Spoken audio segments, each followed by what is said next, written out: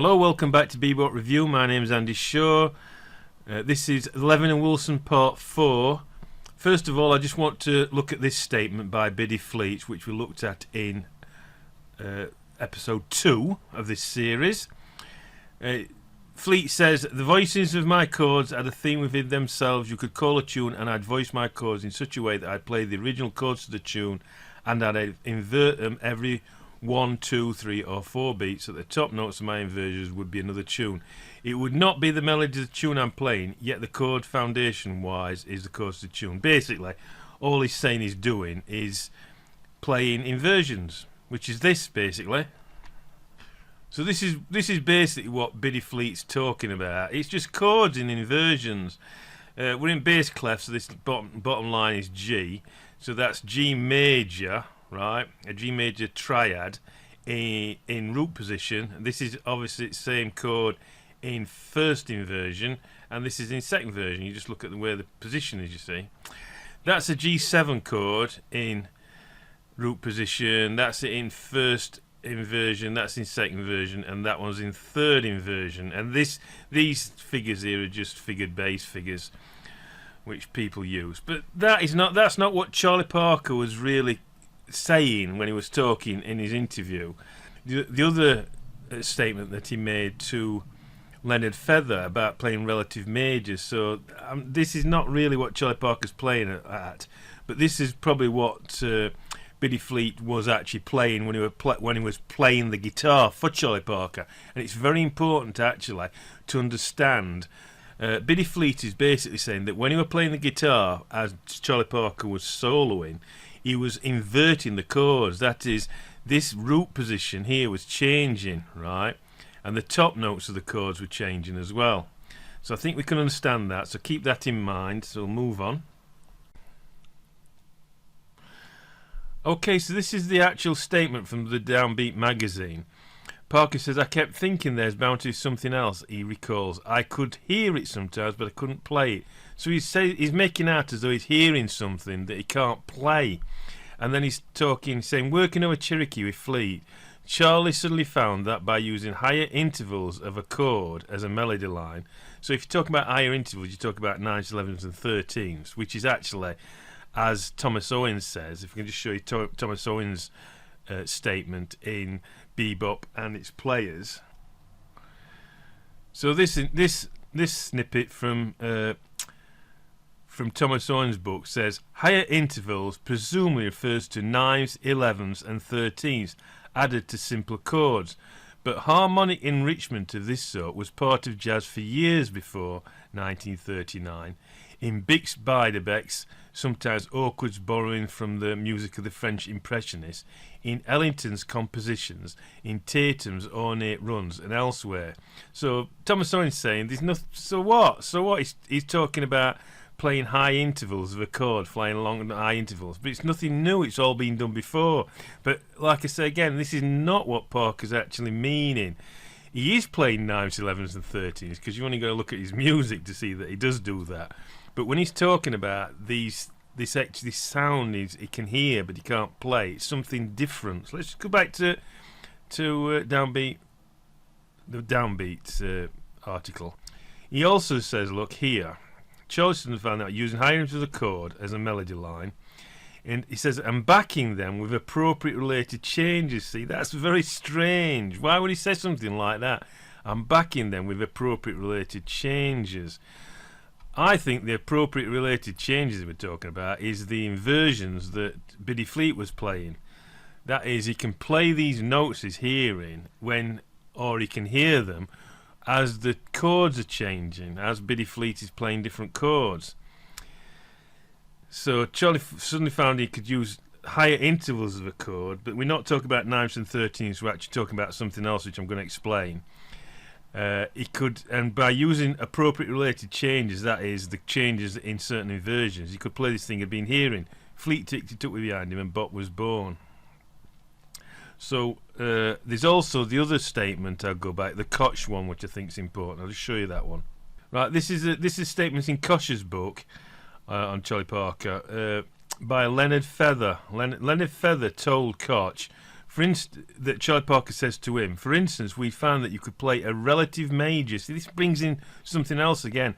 A relative major using the right inversion. That is the right inversion that is played on the guitar that Billy Fleet was playing against the 7th chord, and we played around with fretted fifths. Now, I think this now, by putting this in with the original statement and what Billy Fleet said himself about playing, we can kind of get to know what Parker's talking about. And the strange thing is that when you actually look into it very carefully, you can see that bebop scales are made from this thing that Parker's talking about. So we'll actually go into it and have a look now at. We've got to go right back in time now to the Greeks, okay, to understand what Parker's saying. So we'll just carry on now. Okay, so I'm watching a video by somebody called Walk That Bass. Who's a YouTube creator. I'll put this video that I'm watching now underneath this video so you can click to it and watch it yourself if you want, if you don't really understand the overtone series. So basically this is what happens when you pick a string. The first harmonic, or the way that string's vibrating like that, is a C, and then it vibrates twice as fast as well, which is another C, and then you can see here it's into thirds. And then that note would be a G, and then we'd go back to a C again, and then this note would be a E, and then this note would be a G, and then last one would be a B flat, which would be out of tune. Okay, so this is basically what's happening when you put that string. You're getting this fundamental note, which is this. On this one, I think it's it's C. We've got this C at bottom. Then we're playing it, the first harmonic, or the first overtone. The second harmonic is a C, and then above that you've got this G, and then you've got a C again, then you've got E, and then G again, and then this one's out of tune, this 7th one, but they write it down as approximate B flat. Okay, so if we just look at a TTC video, so if we look at this still from the video of David Kung of the TTC course, the teaching company course. This is on how music and mathematics relate. Very good little series of videos. I can definitely recommend it. If you look at the fundamentals, you can see that this one's quite loud. If this was C, that'd be. He's actually putting the note A, right? But let's just call it C for now for illustrations. So this would be C, and you see it's quite loud. And then we've got the next harmonic up, and that's also a C.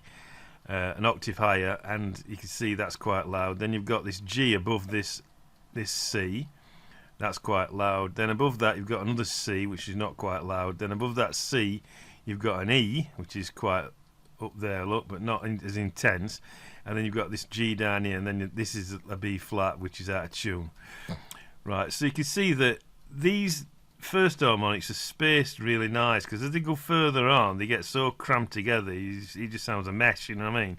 But these first ones you can you can hear the first 6 seem to be, you know, if you play a very, very low note on an instrument, on a low sounding instrument, you can hear these higher intervals on it, right? A saxophone plays very similar to this. You've got a fundamental and very loud harmonics. A clarinet doesn't play like this. It's the harmonics are that'd be loud on a clarinet. Then that would be soft. That would be loud, soft. It's like that clarinet. It's completely different. It's amazing, isn't it? Just changing the bore of the instrument, because the clarinet is cylindrical and the saxophone's conical, really alters the harmonics. Here, this is related to this violin, which Professor Kung is actually playing. But I want to just show you that these notes are sounding, every time you play one note you're actually hearing all that.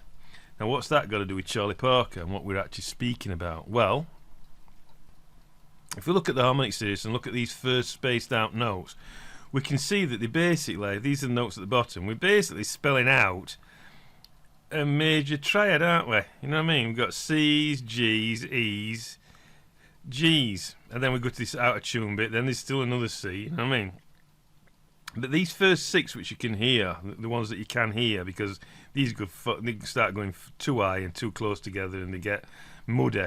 But these first ones you can hear, right? they're happening all the time on any note you play. So if you're actually playing a chord, right,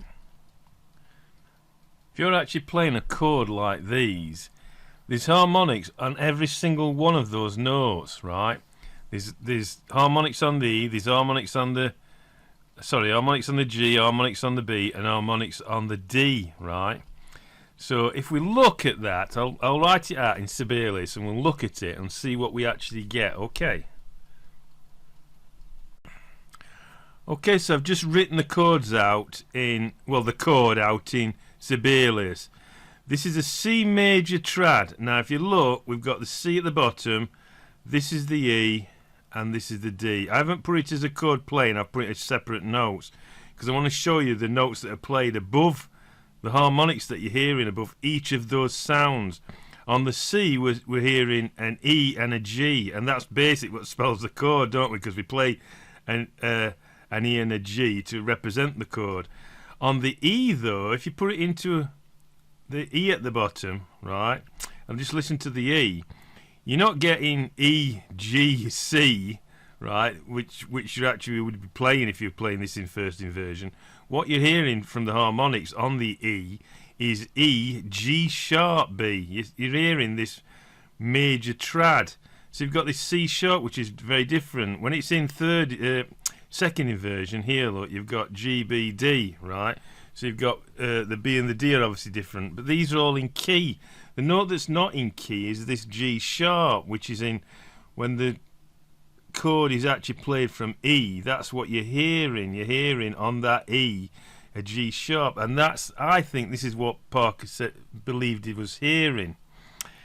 He was hearing this G sharp when the chord was being played in an inversion. He was hearing this E and this G sharp. He could hear it, but he couldn't play it.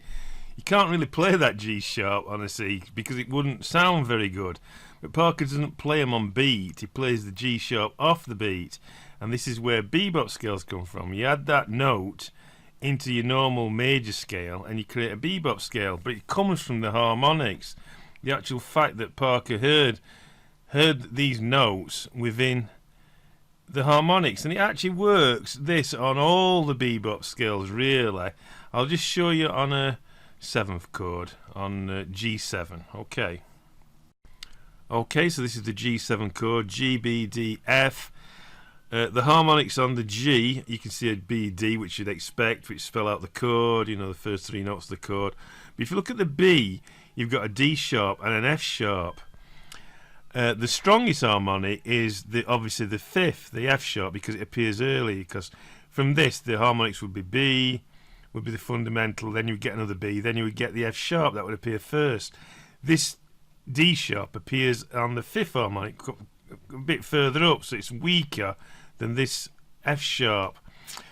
But if you look at here on the D, you get the 3rd, which is the 5th harmonic obviously on this, is also F sharp, so you're getting a domination of F sharps on this G.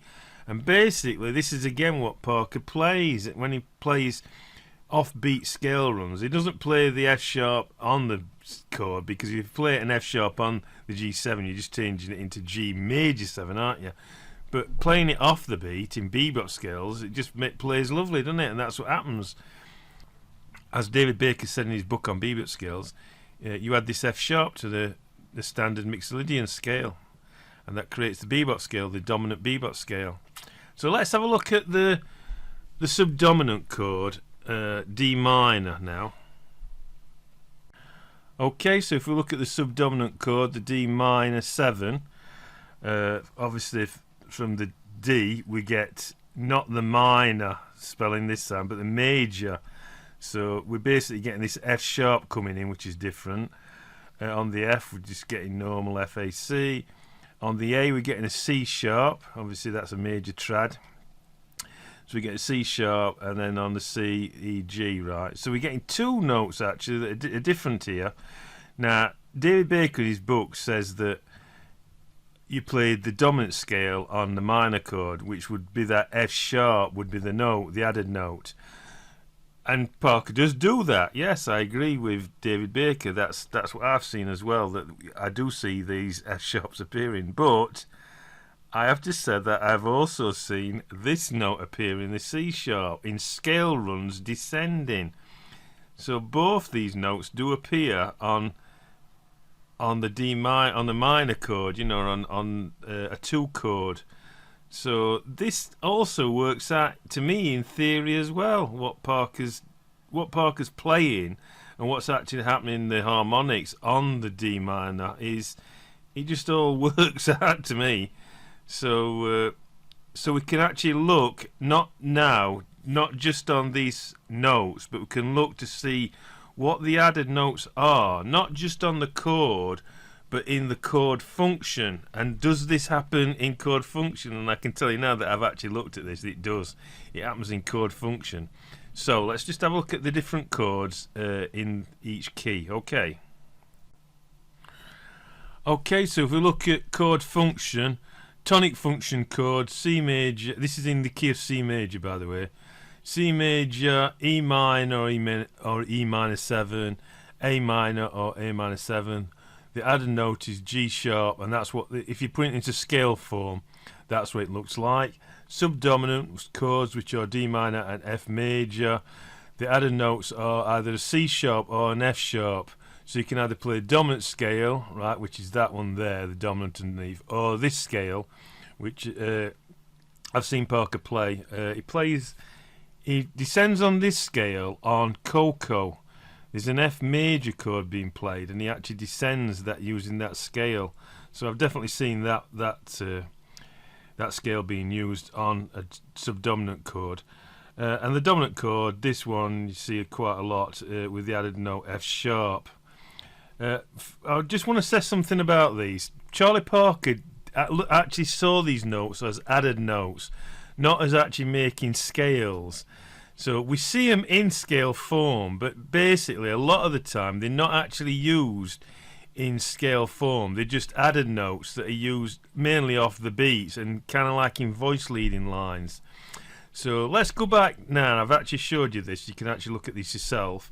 But let's have a look. Go back to Clunk Stans, a solo that I chose out of the Charlie Parker Comedy book completely at random. I am actually telling you, I'm telling the truth here.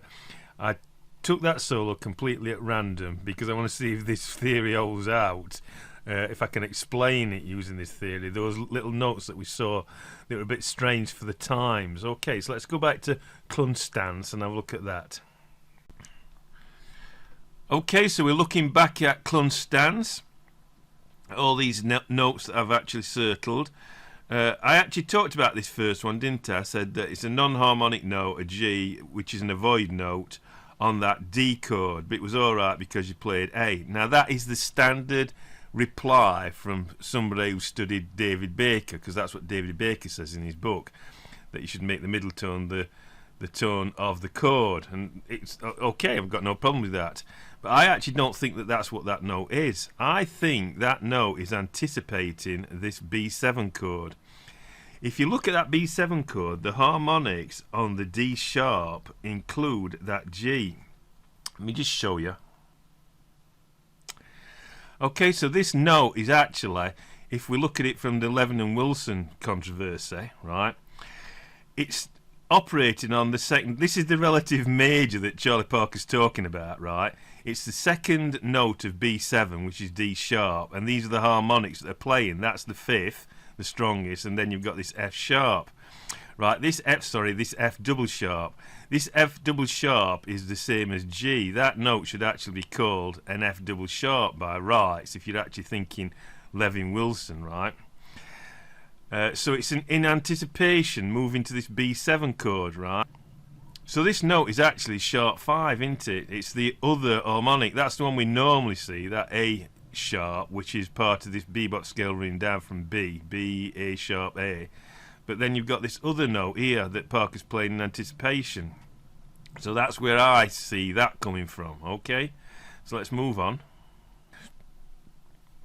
This chord, which goes from B7 to E minor, I think Parker's actually playing E7. He's actually thinking E7. He's actually thinking extended dominance here.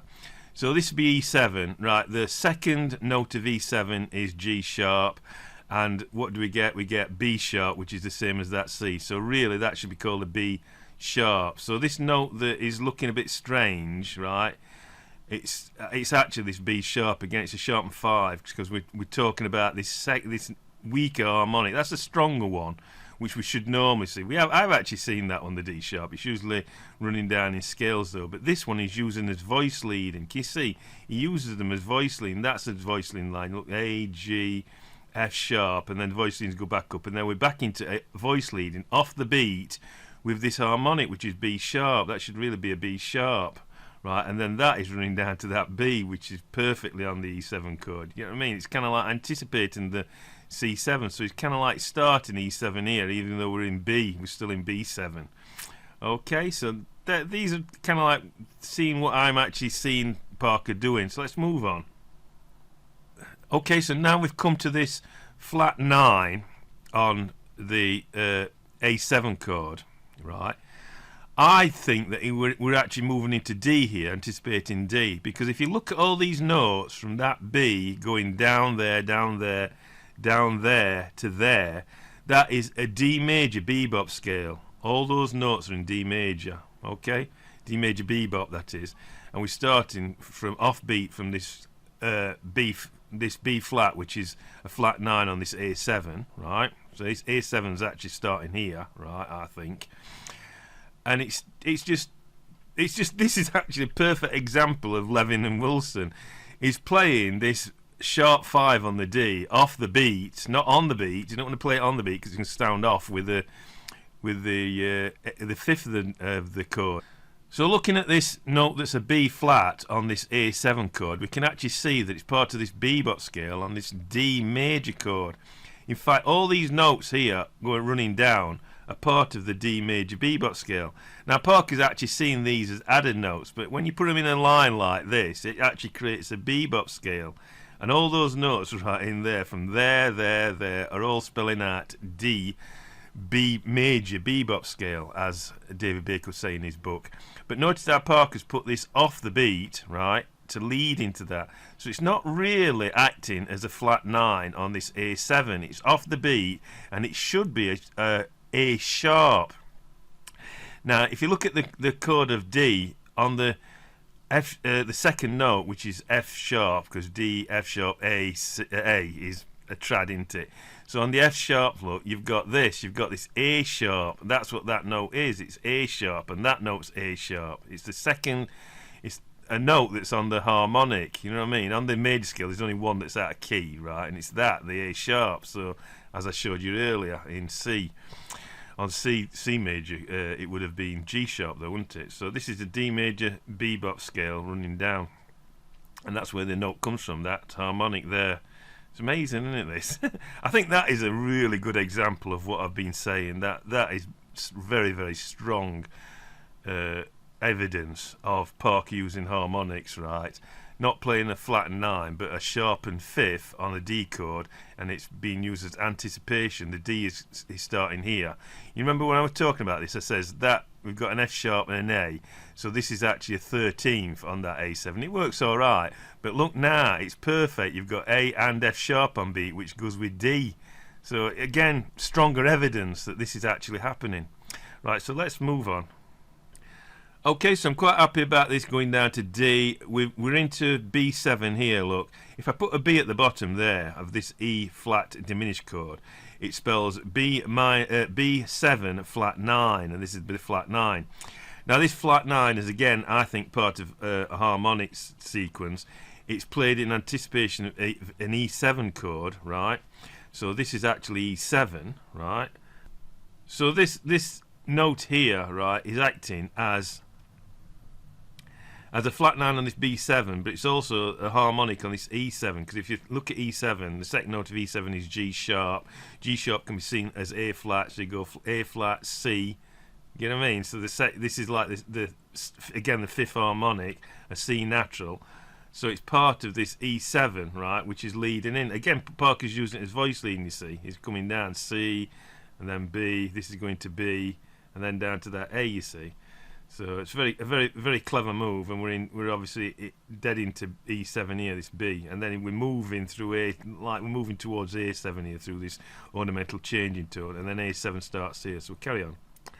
Right, so just here, this note here that Parker's come to, this F natural. Again, if you look at the A7, which we're actually playing on, this is the second, obviously the second note of the scale of the chord, which would be C sharp. A7 is A, C sharp, E, G, isn't it? So C sharp, we look at the second harmonic again. We've got E sharp, which is the same as F, so that actually should be really written down as E sharp. Parker's again using this in voice leading. Can you see he's going from this F sharp? This is a main voice leading line that's starting here. He's brought the voice leading down here. Can you see, as I said, to that G? Techie note, we're going from F sharp now to F. So he's using this harmonic, which is basically a harmonic on this A7.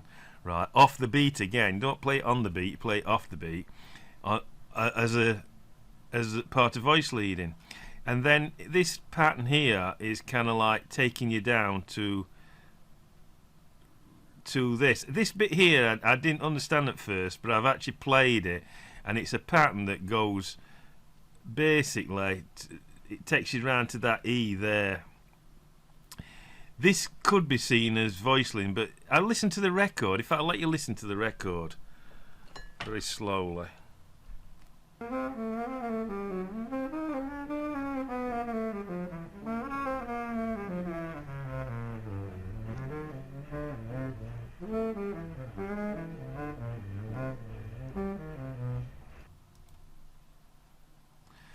Now you can hear there that these notes at the bottom here, these at the bottom, are very weak, you know, in comparison to these. So the voice leading is going up here. I actually played this to have a look to see where the voice leading was going, and it seems to be going from this F natural to that E, and then if this carried on it'd be to a D. So I've just wrote something out in Band in a Box to illustrate this ending.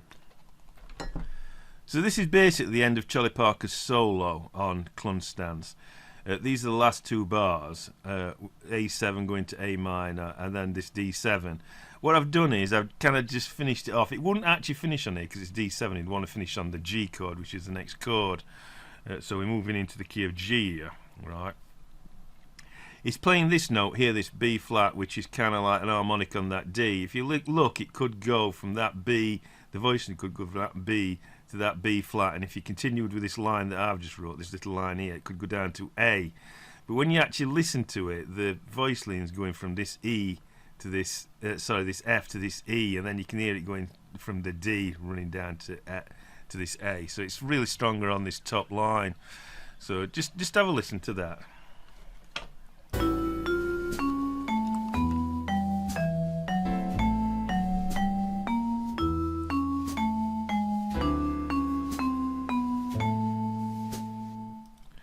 So you can hear that the actual voice leads up here, these accented high notes, these notes that are accented. And when you listen to the record, the Charlie Parker record, these are the notes that are accented. So these are actually giving the voice leading, not these notes down here. You can hardly hear that B flat, if it is a B flat, which is actually, it's making it like a kind of voice leading line here, although he's using changing tones to emphasise that G, you see. So the voice leading might go from that A down there, but it does seem stronger going from B flat to A in this line I've written. But you can hardly hear all this. What's the real strong voice leading is this top line here. So that's how I see it going there. And I'm not sure whether that note is actually part of it, but this is definitely, I think, an harmonic on that A7 chord, that's a sharpened 5, which is actually an E sharp. Everything else, this could be an anticipation of this D7 chord, but I can't hear that at all. It might just be an ordinary B, that, you know what I mean? But B flat would be okay if it were going down to that A, you know, just better as voice leading. So anyway, that's it. That's how I see that, and that's how I explain the Levin and Wilson controversy, which everybody's been talking about for years. So now you can either have a look at it yourself and see if what I say makes sense, or you can think I'm talking a complete load of rubbish and just reject it, which is, again, quite alright.